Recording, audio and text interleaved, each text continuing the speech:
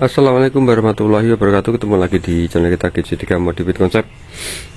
Saya sama selamat pagi, siang, sore, dan malam lur. Oke lur, pada kesempatan kali ini ya, saya akan bahas ini beberapa hal yang bisa menyebabkan ECU atau ECM di motor injeksi itu bisa mati ya. Siapa tahu bisa berguna.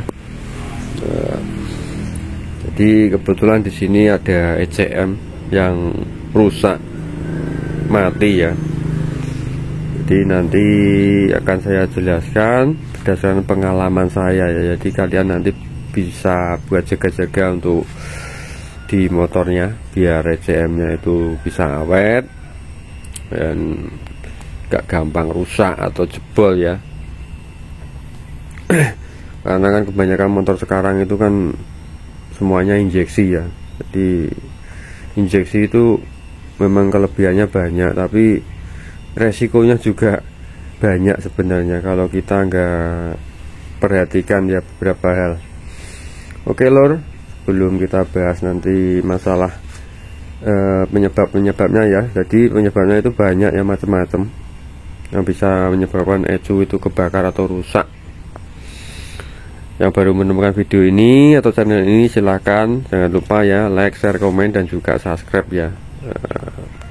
Dan sebelumnya saya mohon maaf karena akhir-akhir ini kita jarang upload karena memang waktunya yang nggak ada ya. Jadi super sibuk akhir-akhir ini untuk sayanya, jadi nggak sempat bikin video atau cari-cari tema atau berbagi.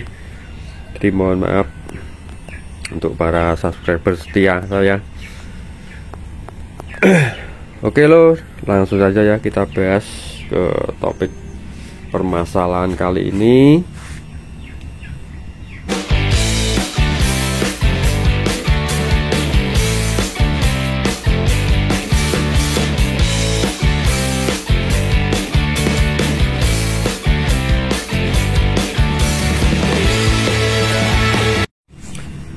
Oke, jadi di sini ada ECM-nya Vario ya, tapi ini sudah dipasang di motor GL100, mungkin luar Jawa nggak ngerti GL100. Ini GL100, ini ECM-nya ini mati ya, kemarin sudah saya cek.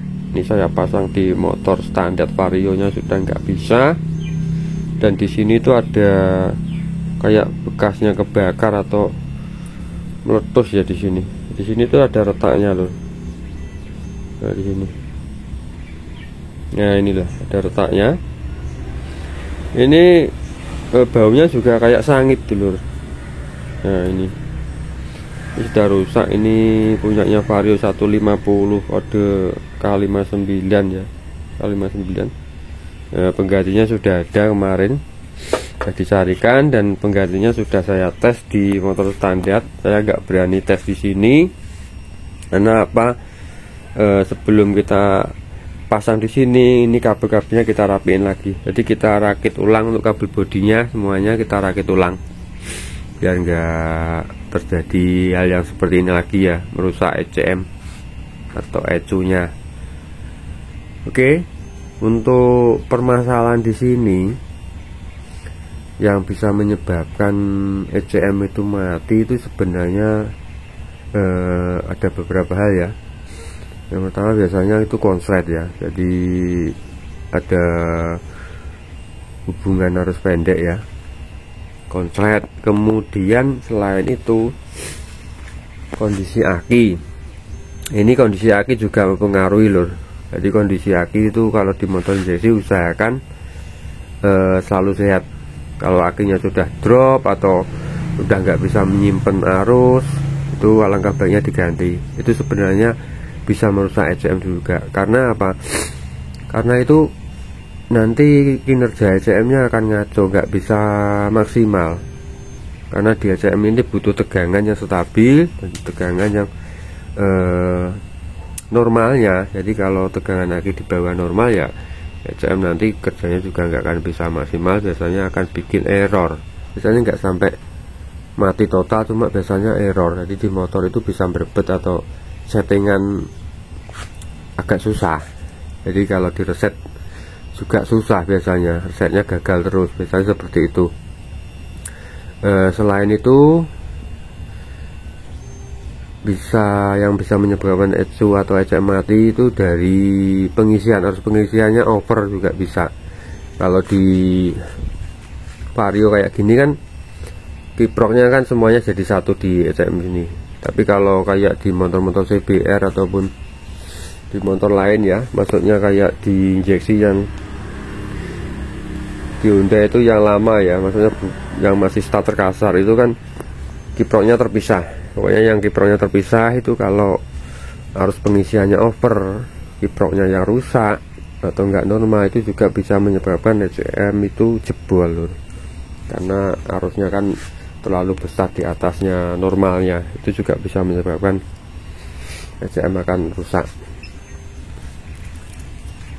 Nah, kok konslet itu tetap bisa merusak ECM itu kenapa? Padahal kan di sini sudah disediakan sekring ya. Jadi pasti ada sekringnya di semua motor ya. Nah, apalagi di Vario ini sekringnya banyak, jadi dipisah-pisah.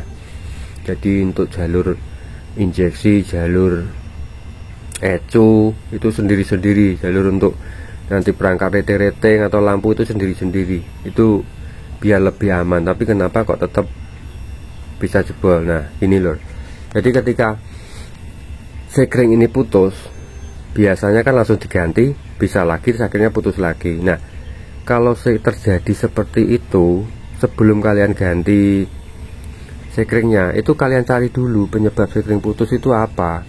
Jadi kabel-kabel bodi ini kita dicari dulu bagian mana yang konslet. Jadi jangan langsung diganti sekringnya aja. Nah kalau sudah ketemu sekarang ada jalur lampu yang konslet, nah itu baru dibenahi kabelnya, baru ini diganti ya. Karena apa? Kalau ini sering-sering konslet, kalau diganti putus lagi, diganti putus lagi. Nah beberapa kali konslet terjadi putusnya ini, maka di ECU ini akan semakin beresiko, dan pada akhirnya bisa rusak juga lor, kalau sering ya, kali-kali sering. Jadi sekring itu bisa putus itu cuma ada dua penyebab. Yang pertama konslet, hubungan arus pendek. Yang kedua terlalu berat beban. Jadi beban di sekring itu melebihi kapasitas sekringnya. Misalkan di sini tertera 10 ampere ya. Nah, ternyata kapasitasnya melebihi 10 ampere, itu dia akan putus. Nah, jadi ada dua hal tersebut. Makanya kalau di motor kalian, terutama di injeksi, kalau terjadi sekring gampang putus, itu dicari dulu permasalahannya. Apakah ada yang konslet, apakah terlalu berat bebannya. Kan kadang terlalu berat beban itu kan apa ya, kalau masih standar mungkin jarang ya terjadi keberatan beban. Itu biasanya penambahan variasi loh. Jadi kayak misalkan lampu yang kapasitasnya itu lebih besar dari standar, itu juga bisa membuat sekring itu lebih berat kerjanya. Terus kemudian nanti akhirnya di aki mengalami drop. Nah dropnya ini nanti akan mengganggu kinerja ECU juga. Nah, bisa diambil contoh sekarang yang lagi rame pakai lampu bilet. Motor injeksi biasanya kalau dipakai bilet, pasang bilet itu ketika lampunya dinyalakan, biletnya nyala, itu motor terasa berat ya, tarikannya berat, larinya juga berat. Jadi tenaganya itu agak terasa turun. Itu kenapa? Karena di sini akinya itu arusnya atau tegangannya itu turun karena kemakan biletnya yang kapasitasnya lebih besar itu loh. Jadi arus bilet itu butuh tegangannya besar, akhirnya dia drop, kemudian kinerja ECU jadi ngaco, akhirnya nggak maksimal. Jadi di injektor dan juga di pengapian, di koil itu akan kacau juga, dan di komponen lainnya juga ikut kacau, kayak TPS, pengaturan debit BBM itu juga pasti akan ngaco, karena sumbernya ECU ini kan arusnya itu loh, arus yang masuk ke ECU itu semuanya kan yang mengatur itu kan butuh tegangan gitu loh. Nah Jadi hati-hati ketika kalian menggunakan lampu bilet, usahakan menambah variasi komponen ya, maksudnya bisa kalian tambah stabilizer ataupun power up. Cuma pemasangan untuk power up itu bukan di biletnya, tapi di perangkat pengapian dan juga injektornya di full pump. Jadi biar ketika aki ini drop karena kemakan bilet, itu full pump dan pengapian tetap stabil itu. Jadi akhirnya nanti untuk tenaga tidak akan bisa drop ya, seperti itu.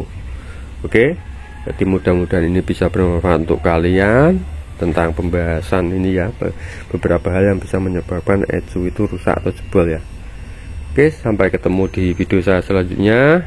Terima kasih atas waktunya sudah menyempatkan menonton video saya. Sampai ketemu.